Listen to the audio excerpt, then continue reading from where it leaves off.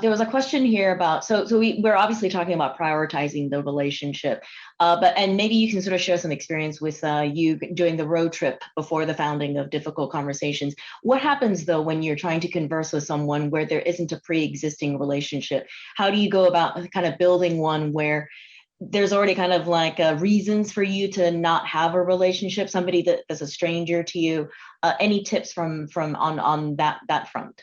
One strategy is just get to know them first, right? You if there is time, right? If you can put that step first, you know you need to have the conversation, but just sit down with them and ask them questions and get to know them. Jenny, when you're asking me about this road trip, so right after the presidential election of 2016, my son and I drove across the country to talk to as many different people as we could. And our ground rule was we were there to listen. And so when you set that as a ground rule, what it does is it frees you up. You don't want to defend yourself. You don't need to say your position because you set that as a ground rule. I'm just here to listen. So giving ourselves permission to not feel like we need to voice or defend our position is really it's a wonderful gift to give yourself. So when you listen and you hear, you're building a relationship. And I can guarantee it, once you have listened to them, at some point they will turn around and they will say, well, what do you think? Now you've built a relationship. Now you can say, right, what you think in whatever way is appropriate now for that particular relationship. The other thing that I will say is so often the topic of a difficult conversation looms larger in our mind than it really needs to be. And I will give you a quick example. It's like one common dynamic that happens for people is with our neighbors.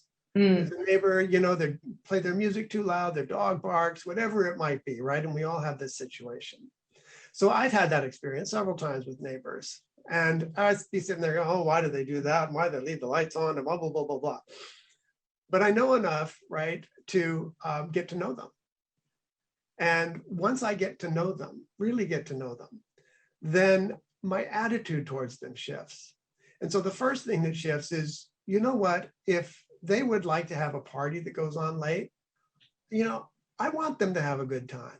I'm happy to close my doors and do whatever I need to do to get quiet. Maybe I'll go for a walk or whatever it might be, but I do it because I like them. I could even say I might do it because I love them, right? They're just really good people. I want them to have a good time. With that attitude, now, when I want to have a conversation with them, I'm not coming at them with resentment, with anger, with fear. I'm coming at it with that same spirit of like and love, but now my words are coming out in a very different way. So I can't stress enough how important it is to take the time to build the relationship.